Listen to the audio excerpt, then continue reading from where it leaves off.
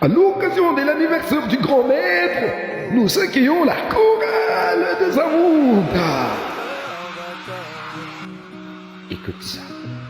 Le zing-zong de la prédiction, le Zinedine Zidane de la voyance, le Karachimikov de la précision, l'homme à l'œil perçant, celui qui voit là où les autres cherchent encore. Botama est l'amour, Botama est l'amour, Botama est l'amour, maître Avatar. Joyeux anniversaire au grand maître Avatar. Le zing-zong de la prédiction, le Zinedine Zidane de la voyance, le Karachimikov de la précision, l'homme à l'œil perçant, celui qui voit là où les autres cherchent encore. Botama est l'amour, Botama est l'amour. Né le 22 du 2e mois, un hasard avec le chiffre 2, ou un mystère destiné à prédire les hasards. 2 comme équilibre, 2 comme harmonie, 2 comme vision double.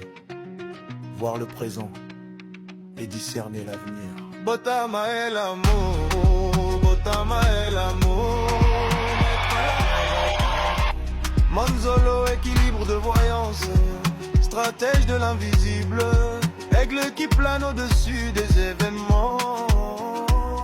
Longue vie au grand mec, longue vie à l'avatar de Zamunda.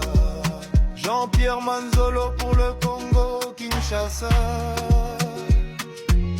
Que cette nouvelle année soit encore plus prophétique, plus lumineuse, plus puissante. Joyeux anniversaire au grand maître Avatar, Jean-Pierre Manzolo, le grand maître Avatar, le grand maître Avatar. Jean-Pierre et Pierre Manzolo, Jean-Pierre Manzolo, le grand maître Avatar, le grand maître Avatar. Jean-Pierre, Pierre Manzolo.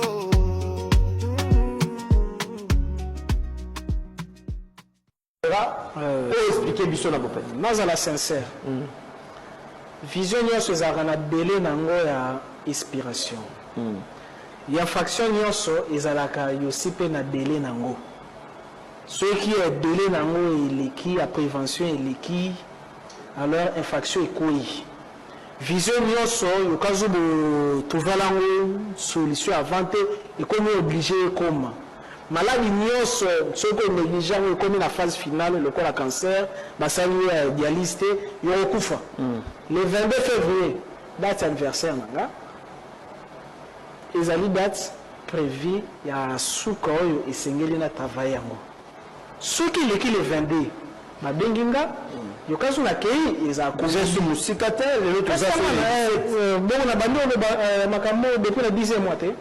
Depuis le 10e mois, nous avons fait émission, nous avons la caca. Topola. Donc, ceux qui l'équipent le 22, parce que le 21, ils allaient à leur match à Souko, Bango Barotala, pour aller trouver ceux qui les ont aventurés, qui peuvent aventurer. Dès que Baromona, Jamaïque, à Betsika, Mexique, pim. Imaginez, Jamaïque a permis d'aller au Mexique. Mais, Bissonner, le léopard a permis Bernide. L'équipe Jamaïque a gagné 9 fois la 4-0. Alors que pourquoi on peut faire Léopard, Cassia Diaspora, Léopard, Bazar na Kata Congo? Puisque tous les gens qui ont les moyens combattre, il y a en Argentine, il y a en Argentine, mais ils sont aux à Bermude. Alors, dès qu'on a trouvé Jamaïque à Betty, Tiamer Martinique, samedi, et dimanche, na 21h15 heure na botama na sa solo te biso tokokoma siko kobonde la nzambe sala mawana yo aza souverain sala la leur après le 22 et après le 22 na kolobela lisusu makambo mbwana ya match te na kozela bango si le 4 avril donc na kosala émission mosusu te ya paro si le 4 avril, nous avons une émission pour nous. Au moins, nous avons raison. tomonaki wana Sénégal boso sikoyo mamno solo bawana yo simbi na wote mambo ya leki ezali impossible esimba te ezali impossible esimba te parce que ezali wana moni ezali fois te spiritualité ezali lokola l'église te que je crois j'ai vu moto azalaka na miso ya milimo luka alors bougie au police chaque jour pendant 1 heure de temps recitaka alors mantra oyo ozali ofixe yango yokopermettre yo ozwaka barêve prémonitoire yokokuma komona makambo ya valeur ya venir nazali oloba te nazali oinvente te namoni échec très bien échec même si eza ya 3 heures match à 3 heures pendant que 5 heures on a la souci ici nous évitons beaucoup. Voilà, merci beaucoup. Donc, on a pratiquement la souka émission. Maître Avatar, le temps nous. Joyeux anniversaire à toi, le thaumaturge, le vénérable, l'alchimiste, Maître Jean-Pierre Manzolo.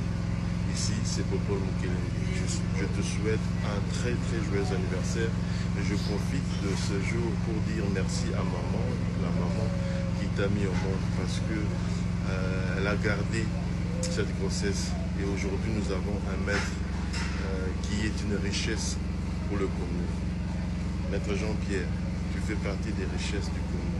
Merci pour tout ce que tu fais, que Dieu te garde encore et encore. Dans la lignée, il y a Simon Kimbangu. Aujourd'hui nous avons toi, Jean-Pierre Manzolo. Bien de bonnes choses, que Dieu te garde encore et encore. Bonne santé, longue vie et surtout pleine de grâce et de bénédictions. Happy birthday. Ici, c'est le Papa Paul Ier, la figure emblématique Popol Mukelengi.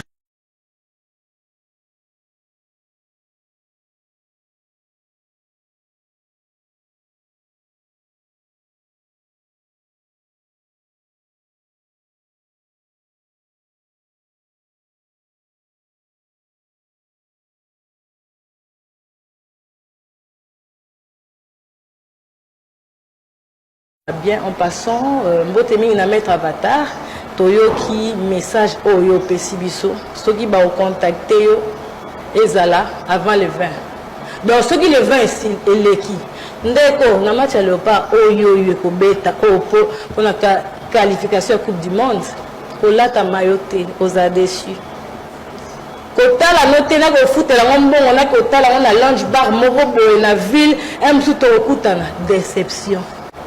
Bakondi nandima pena makambo ngo te mais ya koyoka yango ba carte nyonso to eza permis ya osala ngo tant nazo bima na avenue nanga jeune mo ate msinga nanga mama na sepe donc nous avons ce que zo le cannabis encore au sepela comme na si je me. Lettre ouverte au ministre des Sports. Excellence, Monsieur le ministre, je vous écris en tant que citoyen congolais, patriote et chrétien, exorciste, pour apporter ma contribution au développement du sport national. Depuis plusieurs années, j'ai prédit plus de 3500 matchs, avec 99% de réussite, grâce à mon pouvoir de télépsie, qui me permet d'influencer et d'anticiper le jeu à distance. J'ai ainsi annoncé la pandémie de coronavirus, le sacre de l'Argentine à la Coupe du Monde et la victoire finale du Sénégal à la CAN. Lorsque tout le monde voyait la RDC victorieuse face à l'Algérie, j'avais prédit la défaite. Et cela s'est réalisé. Lors des éliminatoires de la Coupe du Monde, j'avais tenté de rencontrer le ministre du Sport de l'époque, après avoir perçu la défaite. Malheureusement, je n'avais jamais été reçu. Aujourd'hui, ma demande est simple, que l'erreur du passé ne se répète pas et que mes conseils puissent être entendus et appliqués afin de protéger nos léopards. Ma vision actuelle indique que la Jamaïque pourrait battre la RDC, mais ce scénario n'est pas irréversible. Si mes recommandations sont appliquées, la victoire reste possible. Excellence, je ne sollicite ni argent ni privilège. Je demande simplement une rencontre pour exposer clairement mes perceptions et mes orientations pour le bien de notre équipe nationale. je vous remercie pour votre attention et pour le service que vous rendez à notre sport et à notre pays.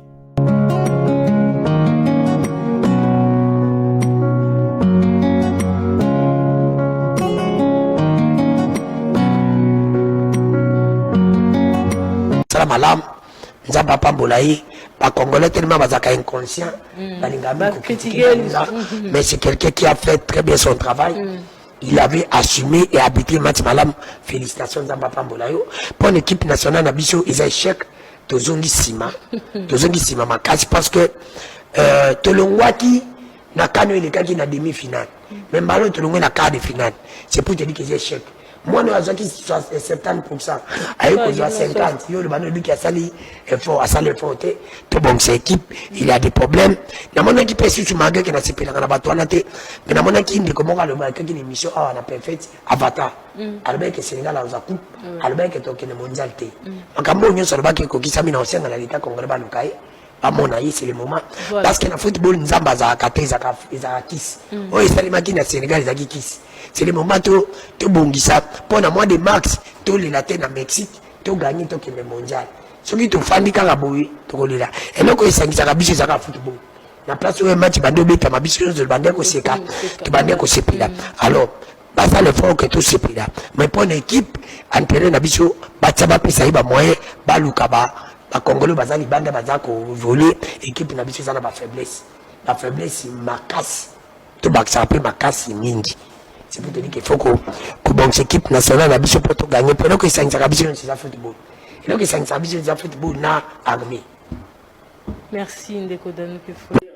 En tout cas, blague à part, Maître Avatar, félicitations pour la deuxième fois. Les locaux, donc vous êtes vraiment un vrai voyant. Donc, et là, on a aussi un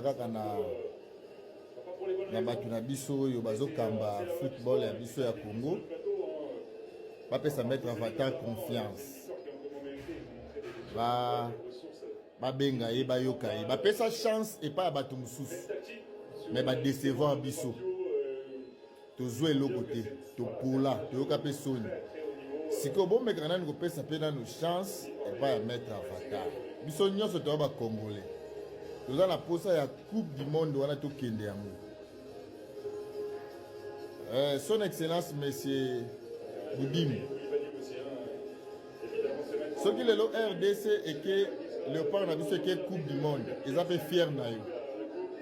Ils ont fier na yo lisolo na yo ko betama bambula na bambula. Bato talela ki échec ezalaki. Va décevoir. Que ça si qu'on a une chance de mettre Avatar total et là. Ce qui est simbi to coupe du monde. En tout cas, Moulolo coup de chapeau aux hommes à l'école na yo. Monsieur le ministre toko yembela yo toko binela yo toko betelo maboko.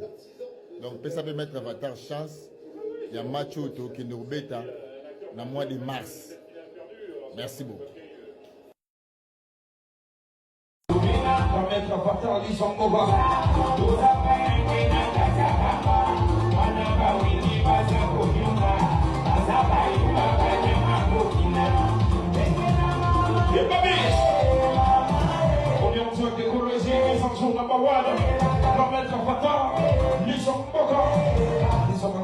Zemo